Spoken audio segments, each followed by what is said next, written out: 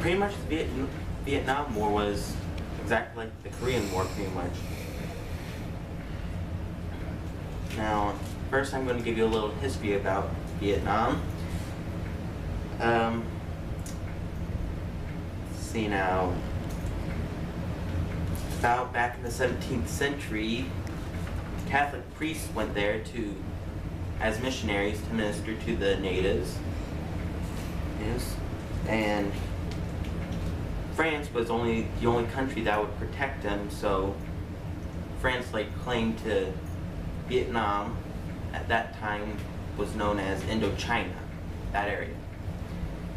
Over the next 20 years, France, well, pretty much what happened was what happens with any colony. More civilians came, more soldiers, etc., etc. Then World War II broke out. Then most of the soldiers Germany took over France. Most of the soldiers in Vietnam withdrew. Some stayed.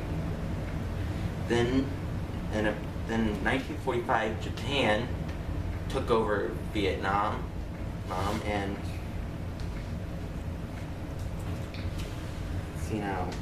and France would withdraw. Then at the end of World War II, France thought they could take control over Vietnam again. But that time, a communist leader by the name of Ho Chi Minh declared himself president. And he and his communists tried to take control over the country, and pretty much fighting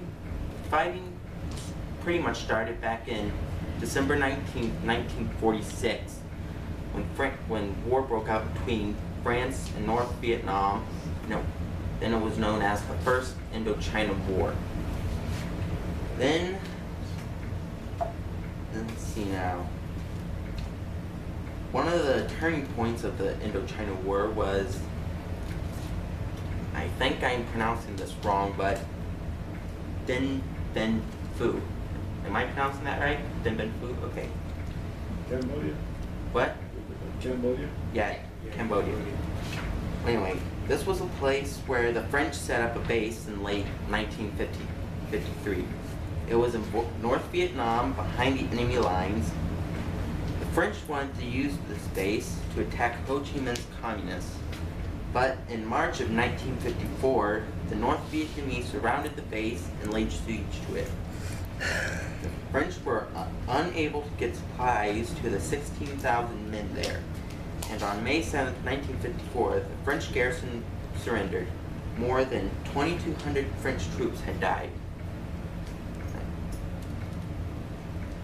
Then after Dien Bien Phu fell to the Viet Minh, French had lost 35,000 men during those 8 years or so. And they were forced to leave Vietnam. Then of January 1st, 1955, U.S. advisors came to help the South Vietnam to train their army and so forth. Let's see now. Then of December 1960, North Vietnam forms the Viet Nam Cong Sam, if any of y'all heard of that, which were to fight in South Vietnam as a guerrilla party, pretty much. Then on August 2nd of 1961, President Kennedy has said, the United States will do all it can to support and save South Vietnam from the communists. February 7th, 1962, there are now 4,000 American military personnel in South Vietnam.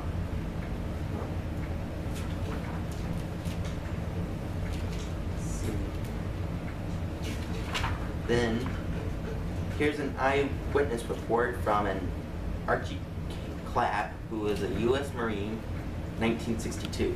Here's what he says. The VC ambushed a convoy to the north of Saigon, killed 2 American officers and several Vietnamese soldiers, and captured a quantity of weapons. The squadron was diverted from another mission to land troops in an attempt to head them off. The helicopters received heavy small arms fire. As soon as they had discharged their troops, a radio call was received that requested them to land again and move some troops.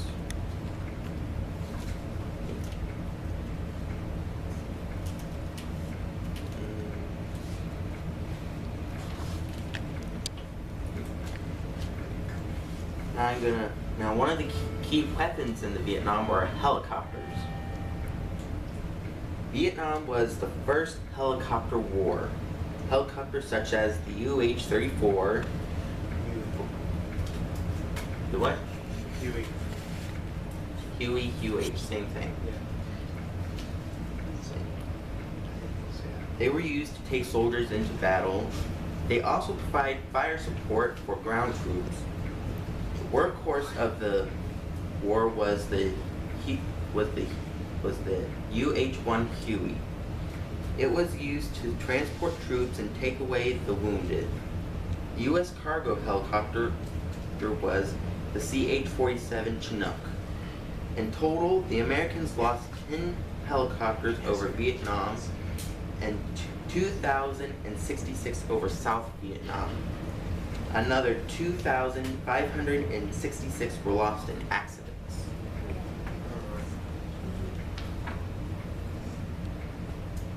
Early helicopter technology. Let's wrap it up. There's actually a guy who lives in Fort White, and he wrote a book. He's a helicopter pilot from the Vietnam War, and he wrote a book, and it's really good. But he lives close by. Yeah. Body certification. I know. I just want to say that. They were the first. They Keep were going. also the first cavalry with that. One of the turning points in Vietnam was the My Lai Massacre. In March of 1968, American troops killed 300 people in the village of My Lai, South Vietnam. The soldiers, who also burnt the village, were angry because many of their comrades had been killed and injured in the area. The American public did not know about this event until November 1969. Many questioned the conduct of American soldiers in Vietnam. The leader of the soldier at My Lai was Lieutenant Kiley. He was given a life sentence for the killings, but was released in 1974. Another turning point was Khe Sanh. That's how you pronounce it. Khe Sanh was an American base near the border of North Vietnam. During the Communist Tet Offensive, it came under siege. It was defended by 6,000 United States Marines. The Americans were determined to defend it. If it fell, it would be a big victory to the north. Despite heavy communist attack, the Marines managed to hold on. Throughout the siege, they were supplied by aircraft. Jets also dropped bombs during the attacking communists.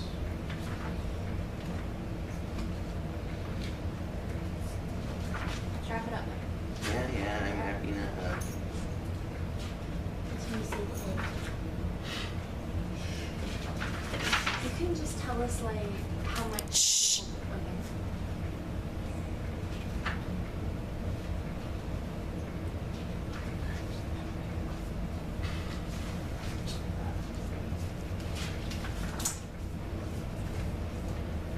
Let's see now.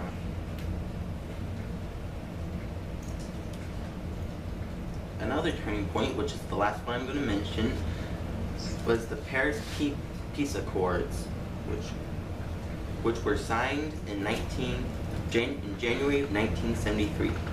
They brought an immediate ceasefire throughout North and South Vietnam. All U.S. bases in the South would be dismantled, and all foreign troops would withdraw from Cambodia and Laos. Vietnam would remain divided until the country was reunited by peaceful means. Unfortunately, the North The North and South later accused each other of breaking the truce. Fighting between the two broke out again, right at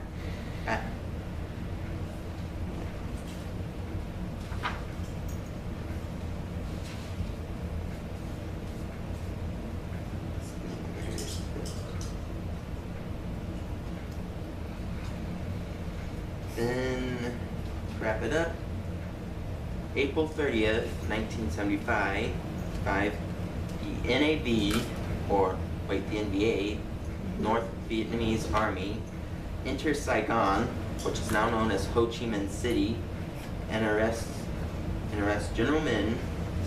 Organized South Vietnamese resistance now collapsed, and the long conflict in Vietnam is finally over.